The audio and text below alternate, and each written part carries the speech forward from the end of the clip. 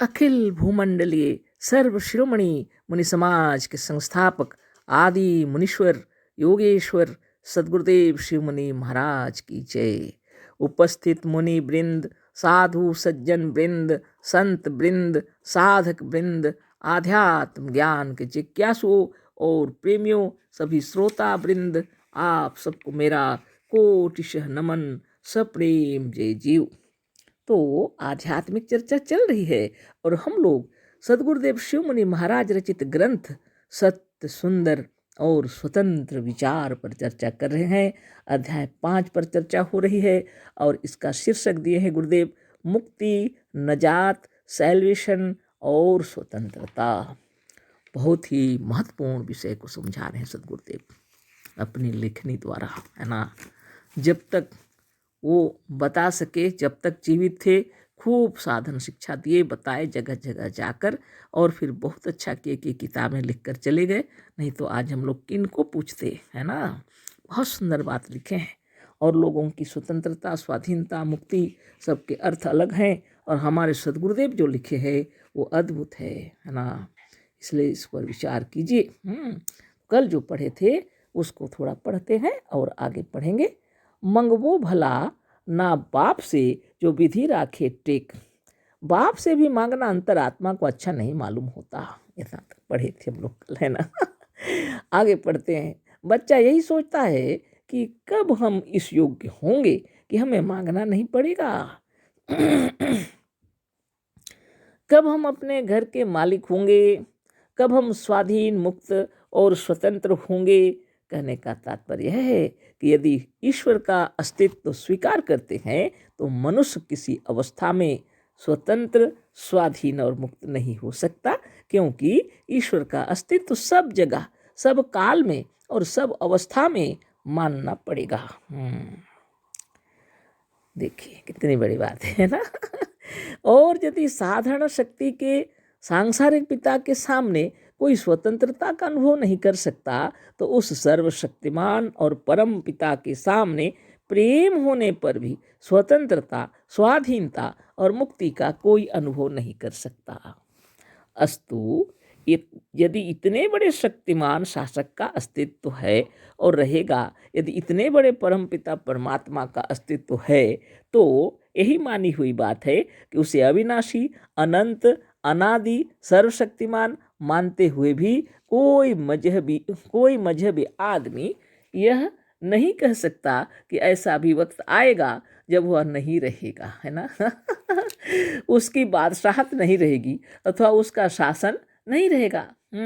बस यदि मजहबी ख्याल के मुताबिक उसका शासन, उसकी बादशाहत और उसका गुरुत्व सदा उसके ऊपर कायम रहेगा, तो यह निश्चित है कि कोई मनुष्य कभी मुक्त, स्वाधीन और स्वतंत्र भी नहीं हो सकता, है ना।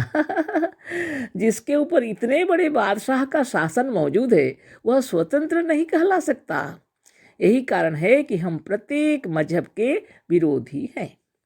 ईश्वर और मजहब मनुष्य को बंधन में डालकर परतंत्र बनाने वाले हैं, मुक्त और स्वतंत्र करने वाले नहीं। मुक्ति, स्वतंत्रता और स्वराज किसी की प्रार्थना करके आप नहीं पा सकते।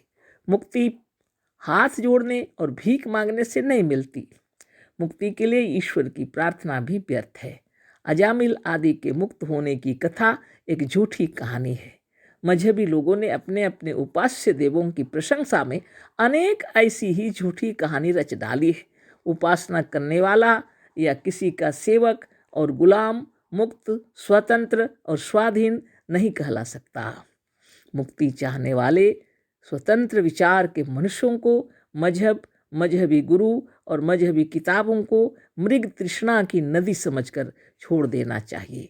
जितनी झूठी बातें मजहबी किताबों में हैं उतनी दूसरी जगह ना मिल सकती हैं और ना पच सकती हैं। तो बहुत सरल भाषा में बहुत सुंदर तरीके से सदगुरुदेव समझा दिए हम लोगों को कि अगर ईश्वर को मानते हैं तो कोई भी ऐसा समय नहीं है कि वो नहीं रहेंगे, ऐसा कभी होगा ही नहीं। साधारण पिता की बात होती है कि ऑफिस चले गए तो बच्चा कूद रहा है, खेल रहा है, दौड़ रहा है, भाग रहा है ना। लेकिन एक ऐसे परम पिता परमेश्वर दिन और रात चौबीसों घंटे, है ना, वो हम हर समय मौजूद हैं। फिर क्या, अनादि और अनंत भी हैं। उनका नाश कभी नहीं होता, है ना। ऐसे परम पिता परमेश्वर के अधिकार के भीतर आप रहते हैं, तो फिर क्या कल्पना करते हैं मुक्त होने की बात। बात यही है ना। कितने सुंदर तरीके से सदगुरुदेव समझा रहे हैं हम लोगों को कि लोग चाहते हैं मोक्ष प्राप्त करना। सैल्वेशन का मतलब होता है मोक्ष, मुक्ति, नजात, सैल्वेशन और स्वतंत्रता। तो बताइए, अपने अपने तरीके से सबों ने अपना बना लिया है, लेकिन वह कोई मोक्ष नहीं है, वह कोई स्वतंत्रता भी नहीं है। सोचिए, विचार कीजिए। कोई तो अपने अपने विचार रखते हैं, पर सदगुरुदेव के विचारों को हम लोग पढ़ रहे हैं और उसी को सोच लीजिए अच्छी तरह। ऐसा ईश्वर जो सब समय हर वक्त आपके ऊपर अपना अधिकार बनाए रखते हैं, तब आप क्या करेंगे। आपको मुक्ति मिलेगी कि स्वाधीनता होगी? कभी भी नहीं। जिसको मोक्ष कहते हैं, सैल्वेशन, वह भी मुश्किल है। कैसे मोक्ष होगा? किस काल में होगा? सोते जागते उठते बैठते चौबीसों घंटे आप ईश्वर के राज्य के अंदर हैं। कितनी बड़ी बात है ये। तो क्या कहते हैं, अभी भी ये हम बोल रहे हैं वो अलग बात है ना। बहुत से लोग हैं हमारे भारत भूमि में, अभी भी हैं ऐसे ही स्वतंत्र विचारक वाले, जैसे सदगुरु बता रहे हैं। वो अलग बात है कि लोग आपके सामने नहीं बोलते, लेकिन सचमुच में वो अपनी आत्मा को ईश्वर है ऐसा जानते हैं, है ना, अच्छी तरह जानते हैं। हाँ, लोगों के सामने सदगुरु जैसे ढिंढोरा नहीं पीटा उन्होंने, है ना। ये दुनिया वाले क्या करते हैं, उसको मार डालते हैं, तो क्यों बोलेंगे वो, है ना। आज भी हमारे भारत भूमि में ऐसे महान आत्मा लोग हैं जो खुद को ईश्वर जानते हैं, है ना, और बहुत स्वतंत्र और स्वाधीन है वो लोग, है ना। लेकिन यहाँ पर गुरुदेव की किताब हम पढ़ रहे हैं ताकि लोगों के हृदय के अंधकार को दूर किया जा सके। तो गुरुदेव कह रहे हैं, कितनी सुंदर बात, है ना। लोग को जो कहते हैं ना मुक्ति ऐसे नहीं मिलती, है ना। मुक्त और स्वतंत्र करने के लिए नहीं है कोई भी, है ना। यही कारण है कि हम प्रत्येक मजहब के विरोधी हैं। ईश्वर और मजहब मनुष्य को बंधन में डालकर परतंत्र बनाने वाले हैं, मुक्त और स्वाधीन करने वाले नहीं हैं वो। मुक्ति, स्वतंत्रता और स्वराज किसी को प्रार्थना करके आप नहीं पा सकते, किसी की प्रार्थना करके आप नहीं पा सकते। मुक्ति और स्वाधीनता प्रार्थना करके नहीं मिलती है। मुक्ति हाथ जोड़ने और भीख मांगने से नहीं मिलती। मुक्ति के लिए ईश्वर की प्रार्थना भी व्यर्थ है। अजामिल आदि के मुक्त होने की कथा एक झूठी कहानी है। मजहबी लोगों ने अपने अपने उपास्य देवों की प्रशंसा में अनेक ऐसी झूठी कहानी रच ली है। उपासना करने वाला या किसी का सेवक और गुलाम मुक्त, स्वतंत्र और स्वाधीन नहीं कहला सकता। मुक्ति चाहने वाले स्वतंत्र विचार के मनुष्यों को मजहबी गुरु और मजहबी किताबों को मृग तृष्णा की नदी समझकर छोड़ देना चाहिए। जितनी झूठी बातें मजहबी किताबों में हैं, उतनी दूसरी जगह न मिल सकती हैं और न पच सकती हैं। अगर सच्ची शांति, सच्ची मुक्ति, आनंद चाहते हैं तो सच्ची बात को जान लेना चाहिए। सदगुरुदेव का कहना है, मोक्ष का मतलब है सच्चा ज्ञान हो जाना, है ना। जब सच्चा ज्ञान आपको हो जाएगा तो आपका कोई तकलीफ नहीं है, आपकी कोई परेशानी नहीं है। जब आप जान जाएंगे ये जीव से बढ़कर कोई परम शक्ति है ही नहीं। ये आत्मा जिसको हम लोग कहते हैं, आत्मा इसलिए कहते हैं कि सबका अपना आप ही आत्मा ही अपना आप ही है। यही ईश्वर है, यह परमेश्वर है ना। सकल सृष्टि का मालिक है, आप स्वयं हैं, है ना। जितने हैं सभी हैं, है ना। एक व्यष्टि आत्मा और एक समष्टि आत्मा। देखिए इस आत्मा की रचना देखिए, जिन्होंने इतनी व्यवस्था की है, बहुत बड़ी बात है ना। जब स्थूल शरीर धारण करेंगे तो स्थूल जगत में उपस्थित होंगे आप हम सभी। यहाँ मित्र, दोस्त, बंधु बांधव, सखा, गुरुजन सभी मिलेंगे। किताबें भी मिलेंगी पढ़ने के लिए, तरह तरह की किताबें मिलेंगी, तरह तरह के गुरु मिलेंगे, है ना।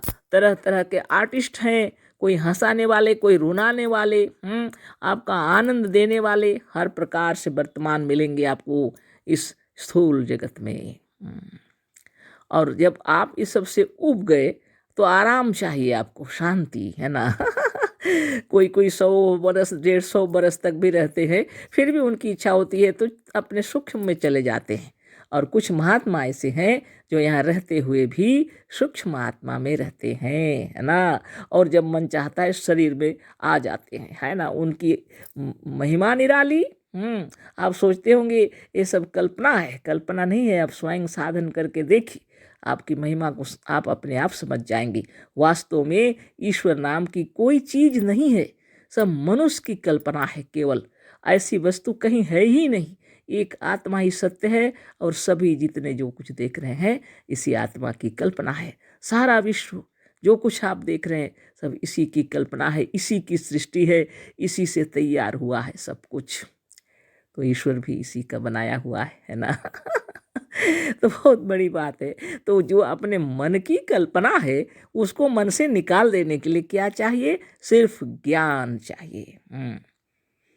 यह सिर्फ ज्ञान से दूर हो जाएगा। आपको जैसे ही ज्ञान हो जाएगा आप मोक्ष प्राप्त कर लेंगे कि आप स्वयं ईश्वर हैं। तो क्या जपेंगे?